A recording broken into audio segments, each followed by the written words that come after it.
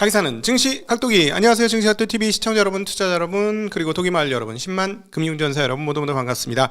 2월 13일 금요일입니다. 이거는 그냥 땡스가 정도가 아니고요.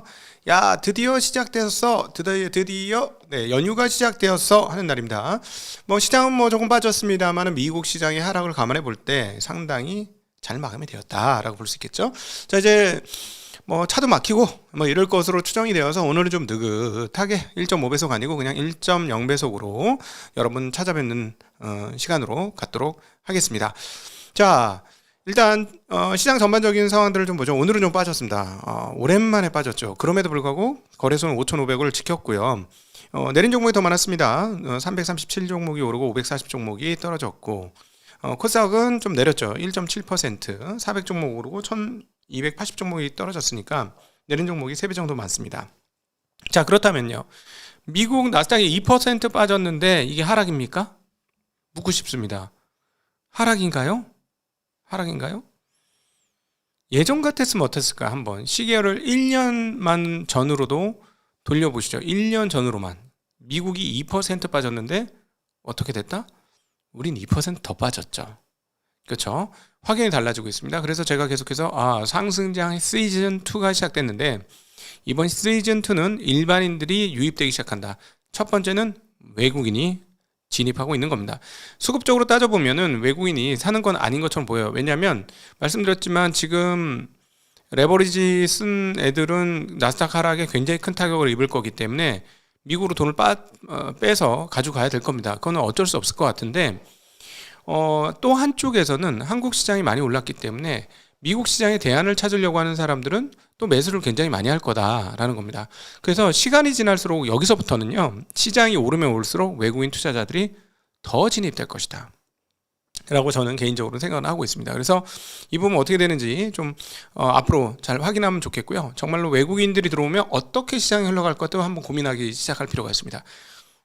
어떤 밸런스가 외국인이 시장에 들어올 때 수혜를 받을까? 이 고민을 좀 해보시죠. 간단하게만 할까요? 간단하고요. 코스닥일까? 코스피일까? 외국인들이 들어왔는데 코스닥일까? 코스피일까? 자, 여러분 참고로 여기서 잠시 기억하셔야 될 거는, 코스닥은 나스닥하고 비슷한가요? 잠시. 그럼 코스피가 나스닥하고 비슷한가요? 네, 생각해 보시면 도움이 되겠죠? 어떤 건지? 네, 한국 코스피는 나스닥하고 좀 유사한 면이 있죠. 왜냐하면 테크주들이 시가총액 상위를 휩쓸고 있으니까요. 근데 코스닥을 나스닥하고 비교하기는 조금 민망스럽죠. 기분 나빠하겠죠.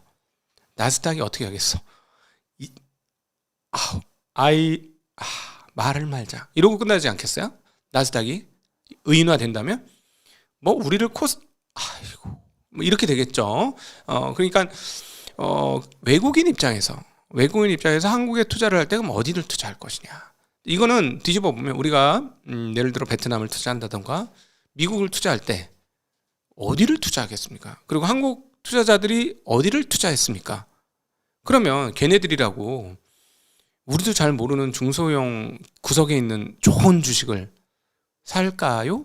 네, 섹터에 따라서 좀 다르긴 하지만 그렇지 않습니다. 그래서 그거는 기억하시면 좋을 것 같고요. 그 다음에 자, 일단 이제 거시 하나 살펴보면서 갑시다. 오늘은 원화가 강세가 안 했더니 역시나 각방꿀이네.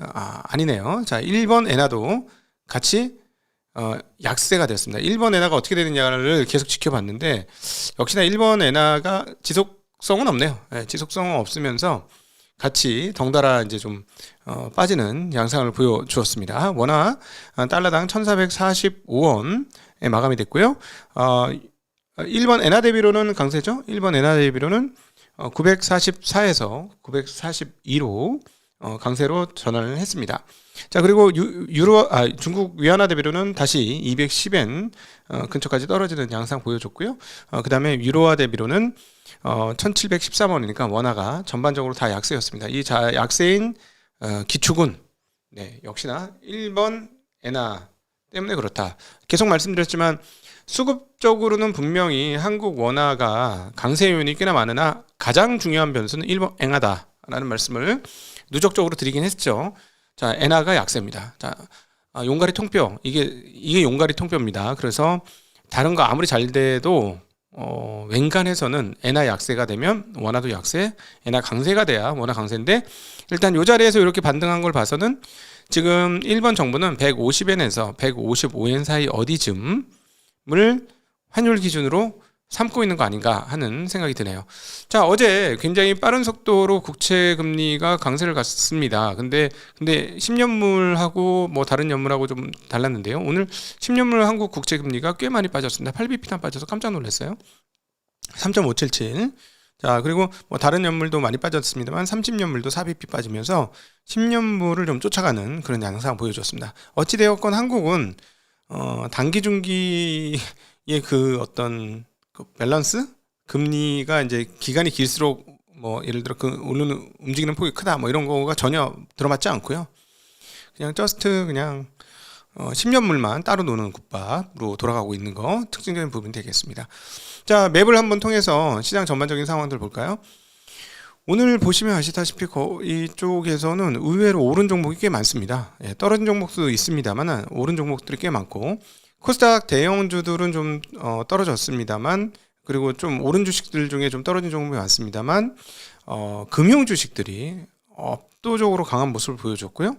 금융에서는 예를 들어 금융 지주사가 있고요. 그 다음에 보험회사가 있고요. 그 다음에 은행이 있고요. 증권이 있습니다. 이쪽이 모두 다 굉장히 큰 폭의 강세를 시현하면서 오늘 시장을 버팀목하는 역할을 해주었다라고 정리해 볼 수 있을 것 같아요. 자, 어쨌든 시장은 지금 금융주 중심으로 이렇게 간 건 뭐라고 표현해야 될까요? 업종별로도 한번 보고 얘기를 드려보죠. 증권업종이 SK증권이 상한가를 가는 기염을 통하는 등 신영증권도 10%대 중반 등 오르면서 가장 높은 업종별 상승세 보여줬고요. 그 다음 무선통신, 항공, 기타금융, 소비주, 테마별로도 증권, 야놀자, 통신, STO, 스페이스X 등이 강세를 보여주었습니다. 자, 근데 오늘 시장의 특징, 상승 종목의 특징을 한마디로 얘기하면 뭐라 그럴까요? 어제도 똑같았습니다만은, 자, 뭐냐면 저거예요. 배당소득 분리과세. 네, 배당소득 분리과세. 증권주들이 과거에는 은행과 은행 지주가 맡고 있는 절대적인 시가 높은 배당률, 높은 시가 배당률에 의한 이번 배당소득 분리과세의 첫 번째 수혜자 위치에 있었죠. 그래서 그 주식들이 굉장히 많이 올라갔는데, 이제 배당 시즌이 되니까 배당을 발표하잖아요. 날짜를 정해놓고 배당을 발표하니까 야, 배당률이 이 정도야? 그러면 이거 무조건 배당소득 분리과세네 하고 거기에 돈이 쏟아져 들어가기 시작하는 겁니다. 예? 배당소득 분리과세 베팅이 시작된 거예요. 어제부터 매우 강력하게. 그런데 여기에다가 이제 증권주들이 갑자기 그동안에는 옛날에 뭐 맨날 박스권이니까 이익도 못 내고 헬렐레 하고 주주환원에 대한 생각도 별로 없고, 니들이 증권 주면서 니들이 주주환원을 그렇게 안 하냐? 아이고, 니들이 그러고도 증권 염치가 있냐? 대표 회사부터 그랬잖아요. 대표 회사 그동안 10년간 배당 준 거 보세요. 한국의 증권, 내가 솔직히 말해서 이런 얘기 하면 나한테 불리하겠지만 그래도 얘기해보면, 아니 어떻게 증권회사가 되고 주주환원을 안 하냐고. 어처구니 없죠? 그런데 그 주식이 많이 올라서 좀 어처구니가 없는데, 그럼에도 기존에 배당을 많이 해줬던 신영증권이라든가 대신증권 이런 주식들이 오늘 굉장히 큰 폭의 상승을 했다는 게 오늘 장의 특징인데, 그거의 핵심은 이겁니다. 배당소득 분리과세. 그래서 오늘 배당소득 분리과세가 시장을 아주 강력하게 휩싸고 돌았다라고 볼 수 있겠고, 그 다음에는 중소형주, SK증권이라든가 상상인 이런 중소형 증권주는 덩달아 오른 것이다라고 보시면 되겠어요. 덩달아. 자, 머드띠니까 머드띠는 그런 개념이 약간 있었다라고 볼 수 있겠고, 국내 투자주별 매매 동향 보고 가겠습니다. 자, 순매수, 외국인 순매수는 두산에너빌리티, SK텔레콤, 하이닉스, 하이브, 미래에셋증권, APR 등으로 들어왔고요. 기관은 삼성전자, 에너빌리티, 삼성전자 우선주, 한국금융지주, 한국항공우주 등입니다. 자, 개인은요, 삼성전자, 그 다음에 카카오, 에코프로비엠, 이스페타시스 등을 개인들은 매수를 했습니다. 매도를 보면요, 자, 삼성전자 외국인들은 삼성전자, 카카오, 이스페타시스, 신한지주, 에코프로비엠, 우리기술 등을 매도했고, 그 다음에 기관은 저거 다 개인 거예요. 코덱스, 타이거, 이거 ETF는, 야, 우리 스폰 해주는 저 플러스는 안 들어가나? 언제? 여기에 플러스 들어가면 우리 진짜 대단할 것 같은데. 자, 개인은 두산에너빌리티, SK 하이닉스, 삼성전자, 우선주, SK텔레콤, 하이브 등을 매도하는 흐름 확인할 수 있겠습니다. 자, 저희가 이제 스폰해주는 요 스폰해주는 요거가 그 플러스 글로벌 HBM 반도체 ETF인데, 저희는 사실은 여기서 가장 권유드리고 싶은 것은 플러스 고배당이었어요. 아마 오늘 아주 진짜 끝내줬을걸? 계속 말씀드렸죠. 저희가 이 회사 중에서 제일 눈에 띄는 거는 여기 고배당이다. 플러스 고배당. 사실은 선전을 그걸로 하시죠? 라고 얘기를 하긴 했었어. 플러스 고배당. 예. 근데 이제 조금 아쉬운데, 한번 하여튼 제가 입 바른 소리는 했습니다. 그죠? 저희는 개인들이 잘 됐으면 하는 바람이 가짜는 아니니까. 누구처럼, 학원 강의에서 돈 벌어먹을 생각이 그렇게 많지는 않은 쪽이니까. 물론 언제 나중에 강의를 하게 될 수도 있어요. 하게 될 수도 있으나, 그러나 조금 결이 다르다라는 말씀 드리면서, 그거 보시면 이렇게 계속 쭉쭉쭉쭉쭉쭉 올라가. 이거. 플러스 고배당. 클러스 고배당. 근데 HBM도 좋았지. HBM 좋았는데, 플러스 고배당 보시면 쭉쭉쭉쭉쭉쭉쭉 아주 끝내주게 올라가고 있습니다. 자, 잘해요. 플러스 고배당이 잘하더라고. 네, 그래서 사실 그걸 하고 싶었어. 나는 내 본심은. 자, 외국인들 유치입 동향 살펴보도록 하겠습니다. 자, 외국인들이 직접 투자가 잘 안 되니까 주로 ETF를 통해 들어오는데, 어제 7,700억 정말 기록적인 돈이 들어왔죠. 자, 근데 이거는 들어오면 시차를 가지고 반영이 되겠죠. 바로 반영은 안 되고. 그러나 이 추세가 중요합니다. 네, 이게 바로 누구냐면, 외국인 시장에서 ETF를 누가 사겠습니까? 주로 한국 투자할 방법이 없는 사람들이 사죠. 그러니까 보통은 개인이 사는 거예요. 개인이. 네, 개인이 사는 거인데, 지금 불 붙었습니다. 제가 계속 말씀드리지만, 개인이 만드는 시즌 2 상승이 시작됐다라는 게 이런 걸 보고 말씀드리는 거고요. 계속 그러잖아요. 돈이라는 거는 수익률 보고 쫓아간다. 외국인이 용가리 통뼈냐. 쟤네들 잘해봐야 얼마나 잘하냐. 뻔하지, 일반인인데. 그러면, 죄송합니다. 일반인을 격한 건 아니고, 일반적 심리의 일반적 투자자니까, 당연히 인간이 가지고 있는 보편적 두뇌 성향을 쫓아갈 수밖에 없고, 행동 패턴을 쫓아갈 수밖에 없기 때문에 이 말씀드리는 거고, 수익을 봐야 움직인다. 수익을 봐서 지금 움직인 것이다 라고 말씀드릴 수 있을 것 같습니다. 자, 오늘 메인 이벤트로 한번 넘어가 보죠. 오늘 이재명 대통령이 코스닥 부진에 대해서 직접 문제 제기를 했다는 이야기가 돌고 있습니다. 그래서 오늘 이 부분은 이 대통령이 직접 얘기한 건 아니고요. 이재명 대통령이 홍보소통수석의 입을 통해서 이야기한 내용인데, 사실은 이제 주식시장 얘기도 있었습니다만은, 부동산 얘기가 상당히 많았습니다. 근데 이 부동산 얘기의 핵심은 뭐냐면은,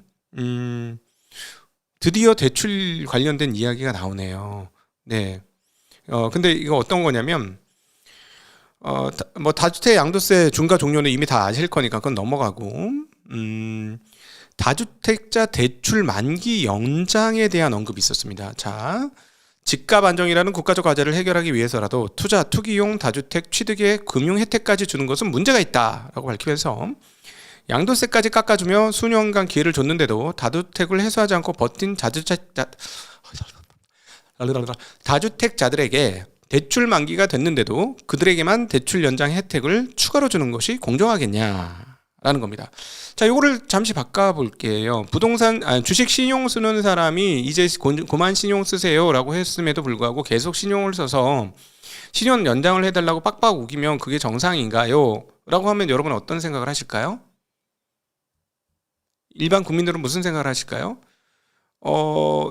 문제는 뭐냐면, 그냥 대충 요즘처럼 30조 신용을 쓴 게 아니라 한 1000조 주식 투자로 신용을 썼어요. 신용 대출을 썼단 말이죠. 그런데 이거 자꾸 이런 식으로 하면 주가 떨어지니까 안 되죠. 대출 연장해 주세요. 근데 계속해서 대출 그만 쓰세요. 이제 그만 쓰셔야 돼요. 이거는 너무 과한 거니까. 그리고 신용 대출 비중은 어느 정도로 줄이셔야 합니다. 은행에서 빌린 건 줄이셔야 돼요. 이렇게 얘기했는데, 주식 투자하는 사람들한테 못하겠어, 안 해, 배째, 이러면 어떻게 할 것이냐. 일반인들은 뭐라고 생각할까요? 그렇게 생각해 보면, 다주택 집을 여러 채 사는데 내 돈으로만 산 게 아니라 부동산 대출을 해줬는데, 이거 연장 왜 안 해줘? 연장해줘야죠. 근데 저는요, 참고로, 또 이제 약간 버튼 눌러지는데, 참아야 돼. 제가 큰 거대 회사를 그만두고 스타트업을 시작한 거잖아요. 벤처 시작을 한 거잖아. 제가 그냥 뭐 그 회사 다닐 때 뭐 그거 얼마 안 되니까 뭐 대출을 좀 썼단 말이야. 신용대출 잘해주더만. 신용대출 그냥 버튼 하나로 다 신용대출 돼. 막 1억 5천까지 바로 돼. 그냥 버튼 하나로 막. 그래서 조금 썼어요. 좀 썼는데 회사 딱 되니까 갑자기 전화가 딱 와. 띠 오더니 대출 갚으셔야 됩니다. 이런. 네? 저 사장인데요. 저 사장인데요. 그런데 대출 갚으셔야 돼요. 그래가지고 갚으려면 갚은데 갚을 돈 내가 한번 내가 개겼어. 갚을 돈 없는데요? 이랬더니 약간 곤란해하면서 그럼 어떻게 저희가 심사를 한번 해드릴까요? 네, 심사 한번 해주세요. 이랬더니 뭐라고 그러냐면 가진 돈에서 한 20%를 갚으면 지금 쓰고 있는 거에 3% 금리를 올려서 쓸 수 있게 해주게. 2.5%가 올려서 쓸 수 있게 해준다는 거야. 그래서 일단 콜했어요. 그랬더니 신용 대출 금리가 얼마냐? 5.85%가 이씨 거의 다 갚았어 지금 열받아가지고 주식 돈 버는 거 다 거기 들어갔다. 근데 어쨌든 일반인들한테는 이렇게 하잖아요. 이렇게 하는데 나는 대출의 형평성에 대해서 얘기하고 싶은 거야 지금. 대출의 형평성에 대해서 그리고 이제 하나 궁금한 게 뭐냐면 그동안에 부동산 이렇게 좀 중심 보유 편향에 계신 분들이 뭐라고 했냐면 부동산 공급 부족으로 가격이 오르는 거지. 이거는 공급 부족으로 하는 사람들이 잘못이지. 부동산은 이건 너무 자연스러운 것이다. 막 그래요. 근데 저희가 이제 경제적인 데이터 값으로 보면은 지방이라든가 외부 상황들 보면 전혀 그렇지 않거든. 이상한데? 그리고 중국을 봐도 그렇고 제가 중국을 갈 때마다 느꼈던 건데 일본은 뭐 말할 것도 없고 미국도 마찬가지고 그런데 왜 한국만 유독 이상한데? 근데 아무리 봐도 이게 대출 규모를 보니까 장난이 아닌 거예요. 근데 정말 궁금한 게 만약에 이번에 요거로 한번 테스트를 해봤으면 좋겠어요. 그래서 이제 주택도 여러 개를 했잖아. 여러 개니까 대출을 꾸면 되잖아. 꾸면 껐을 때 부동산 가격이 어떻게 되는지 진짜 궁금해요. 개인적으로 진짜. 왜냐하면 어떤 분들은 대출 때문에 부동산 가격이 지탱되었다라고 얘기하시는 분이 있고 아니다. 공급 부족 때문에 부동산 가격이 올라가는 거다라고 하는데 자 그래? 그러면은 공급 부족 때문에 하시는 분들의 말을 전적으로 믿고 그러면 한번 대출을 없애보자. 그러면 어떻게 될 건가? 왜냐하면 저는 금융을 하는 사람 입장이니까 총통화 공급이 어디로 가느냐가 되게 중요하다. 왜냐하면 주식은 지금 5,500포인트가 사실은요 언간생신이잖아. 왜 그래요? 돈이 이쪽으로 들어와서 그래요. 너무 뻔하잖아. 돈이 이리로 들어와서 그래. 저 감사합니다. 돈 넣어주신 분들 감사합니다. 제가 수혜를 많이 받습니다. 덕분에. 감사합니다. 큰절이라도 한번 해요. 새해 복 많이 받으세요. 네, 감사합니다. 머리가 반짝거려 죄송합니다. 네, 하여튼 한번 대출을 한번 꺼보면 어떨까? 왜냐면은 공급 부족으로 집값이 유지가 되고 있는 거니까 한번 해봤으면 좋겠어요. 그리고 뭐 집 한 채 살려고 한 게 아니고 발음도 어려운 다주택이니까 그렇게 한번 해보는 건 어떨까 싶습니다. 근데 이 얘기를 하면서 아까 그 이수석이란 분이 대통령 말을 전했는데 이렇게 얘기를 했다는 거예요. 코스피가 5,500으로 올라간 것은 좋은데 코스닥은 왜 코스피에 비해서 그만큼 안 올라가나 이유가 뭘까라며 대책 마련을 주문했다라는 언급을 하셨습니다. 그러면서 아직도 대통령이 배고프신 모양이다라고 얘기했고 자축이나 성과 홍보를 하지는 않는다. 웬만하면 크게 후퇴하지 않는 증시, 꾸준히 올라가는 증시를 만들기 위해 고민하고 있다라는 말씀 하셨습니다. 그래서 일비하면 안 된다. 과도한 반응은 자제한다라고 얘기를 했습니다. 자, 이거는 자제해야 되고요. 지금부터는 오히려 저는 스텝을 잘 밟으셔야 됩니다. 5,500부터는 지금 외국인들이 들어와서 개인이 만드는 상승장은 쉽게 가열돼요. 그렇기 때문에 이제는 과열을 막으셔야 합니다. 이제는 브레이크를 밟으셔야 합니다. 속도가 빠릅니다. 그래서 7,500까지 느슨하게 시속 35km, 40km로 갈 수 있도록 그렇게 하는 게 굉장히 필요하다. 라는 말씀 정말 충심으로 드립니다. 그동안까지 잘해주셔서 너무나 감사하고 이것들을 인도해 주신 분들 그래서 저희 금융전사들과 저희 구독자들이 지금 사실 쏠쏠해요. 감사합니다. 자, 오늘 같은 날 침착하게 방송을 해야 되는 이유가 구독자들 좋죠? 자 좋으면은 1,000원씩 1,000원씩 좋은 사람들이 얼마나 많은지 표시 한번 해줘봐. 그냥 댓글로 나 1,000원 이러면 오늘 기분 좋은 사람들이야. 세뱃돈 1,000원이에요. 그 쏘라는 게 아니고 세뱃돈 1,000원, 세뱃돈 1,000원, 세뱃돈 1,000원 한번 써봐. 이렇게 시리즈로 기분 좋으신 분들. 네. 참고로 우리 채널 분들은 이번에 진짜 오늘 로났습니다. 네, 내가 장담하건대 오늘 로났어. 네, 축하드려요. 축하드려요. 설날 때 10,000원씩 더 얹어서 세뱃돈 줘. 조카들한테 10,000원씩 더 얹어. 가능하죠? 오케이? 콜? 네, 감사합니다.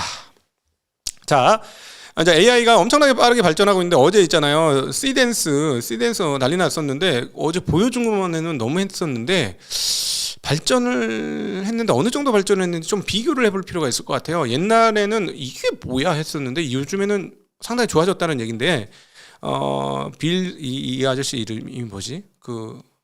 아주 유명한 배우 있어요. 그 블랙 앤에 나왔던 윌 스미스인가? 네, 윌 스미스와 관련된 영상이 2개가 있습니다.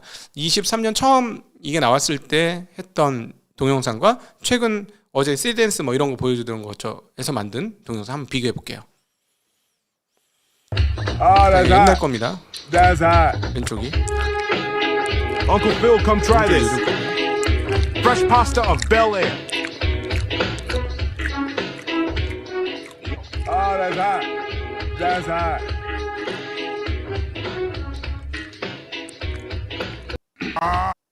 네. 자, 같이 스파게티를 먹는 상황인데 오른쪽도 AI라는 거를 말씀드리고 싶네요. 오른쪽 영상 아니고 AI입니다.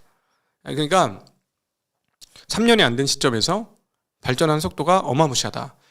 자, 그러면 여러분 뭐가 문제가 될까요? 앞으로 뭐가 최고 문제가 될까? 우리가 이미 알고 있는 거는 GPU. 근데 요즘은 메모리. 이게 문제가 되죠. 그 다음 진짜 문제가 되는 것. GPU 그거 몇 개 박았어? 몇 기가헤르츠야? 라는 단어가 어떻게 바뀌었죠? 몇 와트야? 로 바뀌었죠. 전력입니다. 전력 문제가 굉장히 심각한데요. 한국에서도 이것들을 굉장히 인식을 하고 있는 것 같습니다.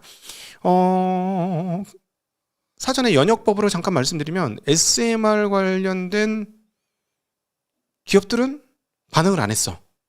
재밌네. SMR 관련된 기업들은 반응을 안 했고 지난번에 이제 엊그저께 말씀드렸을 때 이 SMR 하면서 EPC 하는 현대건설을 비롯한 건설회사들이 있다 했는데 우리 뛰어난 구독자분께서 한번 살짝 조정을 해주셨어요.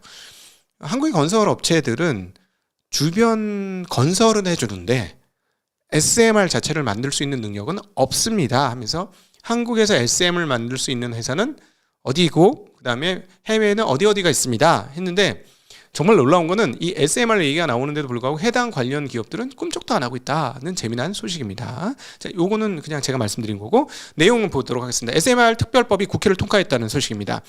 핵심 내용은 소형 모듈 원자로 특별법이 2월 임시국회의 본회의를 완전히 통과한 겁니다.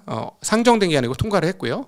그래서 이로 인해서 앞으로 AI와 데이터 센터로 확산되는 그 전력 수요를 SMR로 대응하기 위해서 이런 법을 통과시켰다라는 거고요.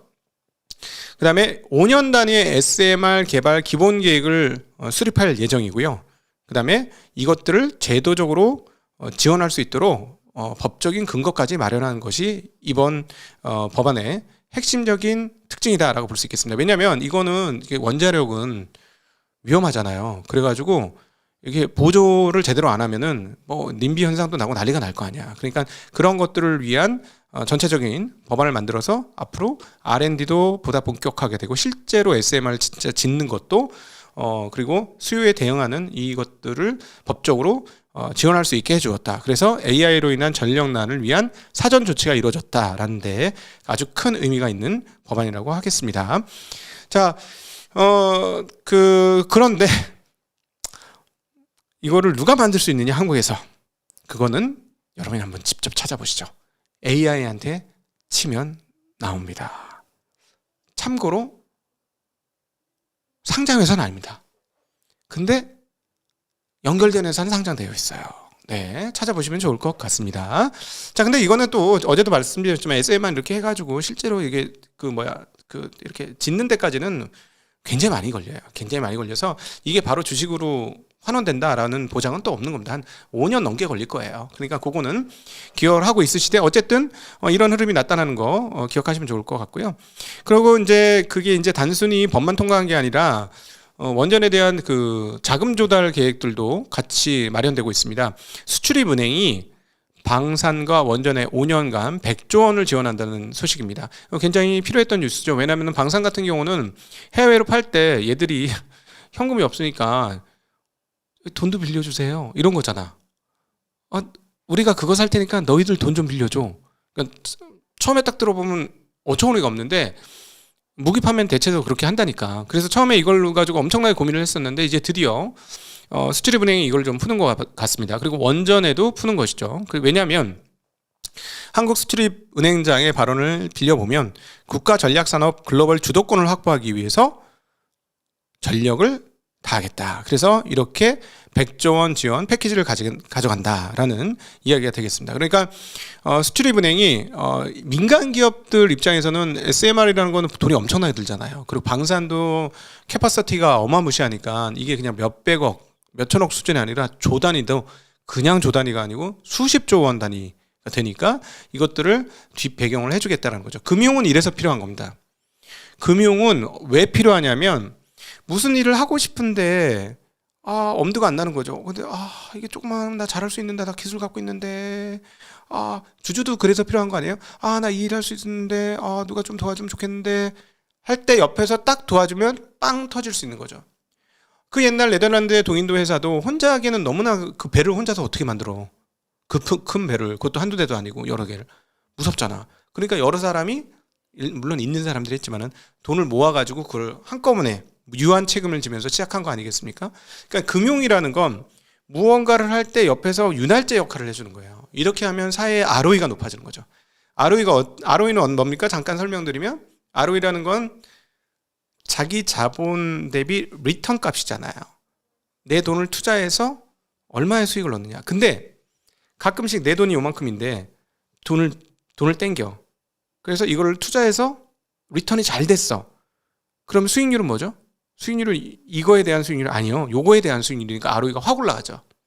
그러니까 금융이라는 건 옆에 붙어서 부스터 역할을 해주는 거야. 엔진 역할을 해주는 거죠. 추가적인 엔진, 로켓 엔진 같은 역할을 해줍니다. 잘 쓰면. 대신에 요게 그 선명한 사업 계획을 안 가지고 이 운용하는 사람들이 도덕적 해이에 빠지거나 이러면 어떻게 되죠? 이거에 잡혀먹어서 다 한꺼번에 추락하게 되죠. 그래서 이게 불과 같은 겁니다. 금융은 따지고 보면. 그래서 잘 쓰면 불이 번쩍 올라가는 거고 잘못 쓰면 그냥 다 화바에 다 타버려요. 제가 보기엔 부동산은 부스터는 아닌 것 같은데. 네, 자 어쨌든 수출입은행에서 앞으로 이것뿐만 아니라 AI 기업 등에도 5년간 22조 원의 그 자금 등을 지원하는 프로그램들이 계속 나와서 이거는 굉장히 그 생산적 금융으로 가는 좋은 방향이 아닌가 하는 생각이 듭니다. 여기에 더해서 팀 코리아가 이거 근데 국내 이제 이런 그 국내 기술 그다음 추가적으로 그 수출입 그 재정 지원뿐만 아니라 팀 코리아로 해외 원전 수주를 하는 것을 강력히 그 지원한다는 이야기도 있습니다. 앞으로 튀니지, 베트남 등 이 원자력 기술이 없는 나라에 한국 한전, 한수원, 웨스팅하우스가 동반 진출해서 그 해외 원전을 좀 활성화하겠다는 그런 소식도 같이 들리고 있어서 건투를 비는 바입니다. 여기서 회사 이름이 나왔네요. 한수원이야. 한수원이 이 기술을 가지고 있습니다. 네, 원전 짓는 기술을 한수원이 가지고 있고 한수원은 상장은 안 돼 있다. 거기까지만 말씀드리도록 하겠습니다. 자, 그리고 이제 한국의 방산업체는 정말 대단하죠. 24년, 25년 걸쳐서 정확하게는 러우 전쟁 이후에 정말 대단한 성장을 한 한국 방산업체들이 사우디에서 개최되는 방산 박람회에 참여한다는 소식입니다. 그래서 하나그룹, LIG 넥선, 로템, 현대중공업, 한국항공우주 등이 사우디 방산 박람회에 참여를 하게 되고요.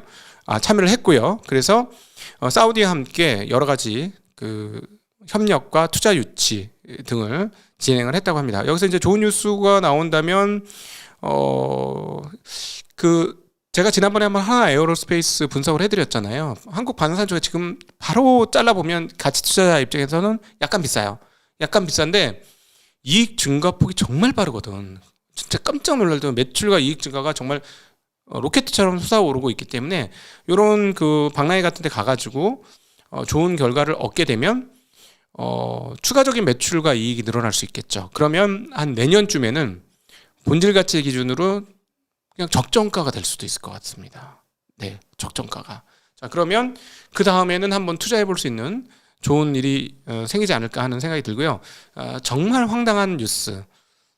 김정은 북한 노동당 비서가 딸 김주혜를 공식 후계자로 지정했다는 믿거나 말거나 뉴스가 있습니다. 나 안 믿어져. 뻥이겠지? 설마? 말이 돼? 이 개명천지에? 이 현대사회에? 와. 근데 이게 약간 공식 코멘트 같습니다. 진짜 깜짝 놀란. 이거는 진짜 아니지. 부끄럽습니다. 그래도 한민족인데 매우 부끄럽습니다. 이런 일이 있을 수 있다니. 자, 그리고 저희가 주말에는 새로운 코너를 하나 준비했습니다. 오늘 저녁에 아주 웃기는 거 하나, 제가 웃기는 코미디언으로 잠깐 출연을 하는 게 있는데요. 비싸냐 싸냐 비싸냐 도기 재판소. 그래서 기업에 대해서 밸류에이션을 쳐서 이 기업은 비싼가요 싼가요를 이렇게 땅 두들기는 새로운 코너를 한번 마련해봤는데 여러분이 그 의견을 좀 주세요. 싫다 그러면 한 번으로 접겠습니다. 네, 이게 망치하고 이거 있지? 이건 팔아먹을게. 당근에다 팔아먹으면 되니까 아니다 싶으면 아니다라고 해주시고 기면 한 번 더 해볼게요. 네, 네, 공을 많이 들여가지고 네, 공을 많이 들였는데 어떨지 모르겠습니다. 한번 즐겨주시고 재미로 하는 거 재미로 하는 거고 진짜 재미로 하는 거 그냥 동네 재미로 재판하는 거니까 편하게 봐주셨으면 좋겠습니다. 자, 오늘은 이제 추석 이거 해서 느리게 한 20분에 끝낼 걸 30분 넘게 천천히 해봤습니다. 좀 여유 있게 하니까 오히려 정리가 잘 되네. 말을 빨리 하려니까 어떤 분께서 뇌혈관 조형 촬영 해보시라고 했는데 괜찮은 것 같다. 천천히 하니까 이게 말이 빨라지니까는 이 혈관이 약간 얇아진 건 맞는 것 같아. 이 머리가 못 쫓아와가지고 버벅버벅 했는데 천천히 하니까 괜찮네요. 자, 여러분 느린 휴식이 있는 화목한 그리고 사랑하는 그런 설 연휴 설 명절 되시길 빌겠고 가족과 함께 따뜻하고 의미 있는 시간 그리고 새해 복 많이 받는 시간 되시길 빌겠습니다. 일단 우리 좀 받았어. 그지? 인정. 이 정도면 이건 받은 거야. 이미 상당히 많이 받았어. 안 깨먹기만 하면 좋겠어요. 지금부터. 자, 새해 복 많이 받으십시오. 안녕.